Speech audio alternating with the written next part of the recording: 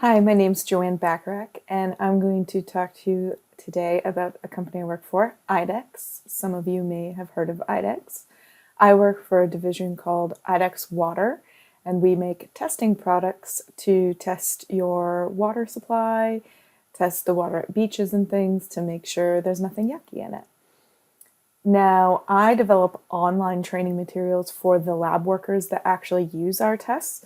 There's another person in my group that's going to talk about the tests themselves and how they work and how they make sure that there's nothing gross in the water like E. coli or Giardia. But I'm in a field called Instructional Design, and this is a field related to cognitive science, how people retain and learn information, as well as there's elements of design in it, user interface design, user experience design, because it's online training that I create. And how to present this information. So I'm going to focus on something we call IDEXX Water Academy, which trains all the lab personnel and people in the water professions and utilities and that sort of thing, how to use IDEXX water tests. So what's coming up is just a quick 1-minute video that is a promotional video we created for the IDEXX Water Academy, and it just very quickly explains what it is and gives a value proposition, and I thought it might be interesting for you. Introducing the IDEXX Water Academy, your online resource to discover innovative test methods, learn expert best practices, and understand complex compliance and regulatory matters.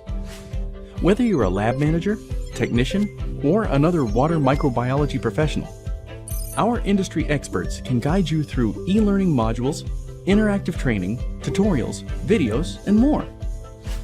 This in-depth resource library will allow you to stay informed and ensure that, when it comes to water testing, you're always in the know. Getting started is easy. Head to idexwateracademy.com to begin learning today. The IDEXX Water Academy, where knowledge flows. Okay, so as you can see with that video, it was really quickly just explaining what the IDEXX Water Academy is and how it works. So now I'm going to give you a little tour of the Academy. All right, here's a look at what you see when you log on to the IDEXX Water Academy. You see a little welcome, where the knowledge flows, this banner here. All of this UI, UX design, me and my team did together, so you can see there's some cool elements here, like this picture continues through these buttons and that sort of thing, and then there's back-end logic that I programmed into this as well. So my technical background, which I'll get into in a little bit, really helped when it comes to laying the foundation for how this web page and this website works. Here's some of our courses. So for example, if I go in here, I can launch a course. Before we get started, and there's like a little tutorial of the course.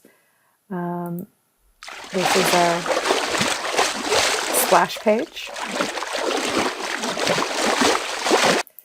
So a few UI design notes here. You can see this player takes up the entire window, so we're trying to maximize our space here as far as what the user's seeing and our real estate as far as the page.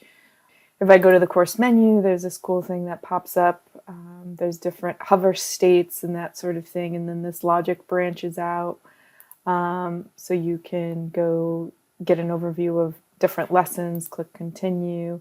And then at the end, there is a quiz that if you pass, you get a certificate for the course and you can click and go to your transcript. So that's what a course looks like. All right, so here is an example of a course. I won't say where it's from, although you might be able to figure it out. And first, just right off the bat, like UI, UX, you can see they're not maximizing the space as much as possible here. They're kind of creating a bunch of different boxy frames, like there's frames within frames within frames. So from a design perspective, not the best use of space, and also from a cognitive perspective, forces your brain to kind of process this a little harder because you're focused on all these different frames and buttons and things instead of the actual content. So there's just a quick little breakdown of what's happening here. And then You can see here, there's not a lot of video. The text is a little hard to read. It's really small. There's a lot of text that you have to read through. So this course might be a little harder for someone to really be engaged with and get into. Not saying it's necessarily a bad course, but from an instructional design perspective, it's probably not the most engaging it could be. I'm going to move on to my background, my personal background, and stories of my experiences. So my motivation has always been a love of learning and curiosity. I am a big old nerd. I'm always interested in learning more, especially when it comes to science and technology. Okay, preparation. I have a bachelor's and master's actually in electrical engineering. I went to Rochester Institute of Technology for that. And now I'm currently going to UMO, University of Maine Orono, for my MBA, so my master's in business administration. Having a really solid technical background and getting my technical experience and degrees first worked really well for me personally, because those skills, they take years of training and education to develop. And now that I feel I have a really solid technical base, I'm very technically competent, I feel I can venture more into the business side of things in those soft skill fields and have a really high impact because it allows me to work for really cool science and technology organizations like IDEXX while being in a field that is maybe not directly technology related. Like I'm not in R&D and I'm not a scientist at IDEXX, but I still get to work with them and interact with them and do cool things with them every day. So I'm going to talk about my expectations prior to getting into this field, before I started working in this field, and then lessons learned now that this is my career. So before I started working in instructional design and adult learning, I really had no idea a role like an instructional designer exists, especially in a corporate environment. A lot of us, when we think of education and learning, we're used to thinking of it in the sense of school, so high school or college classes or something like that.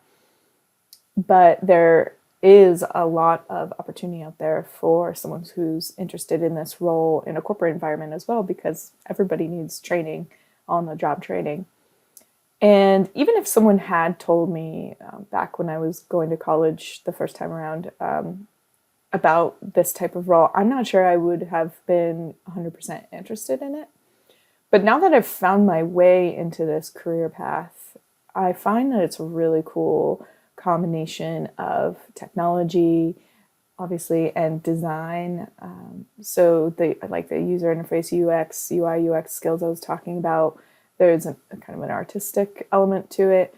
So it pairs up some cool skill sets that I appreciate and that I wouldn't really get to use if I was just straight up scientist in R&D or just a programmer. So I really appreciate that about this particular career.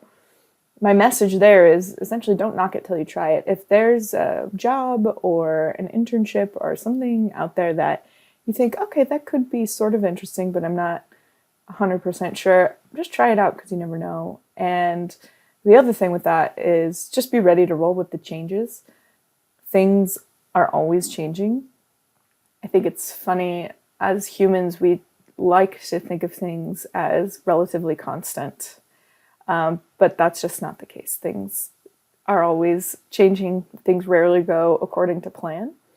The thing to keep in mind is that it usually works out well regardless. And also, you can find joy and fulfillment in what you're doing. And as long as you're kind of open-minded and you can bring whatever skill sets you have to the table, you can find a lot of joy and fulfillment in any career, even if it's not exactly what you pictured yourself doing in the first place.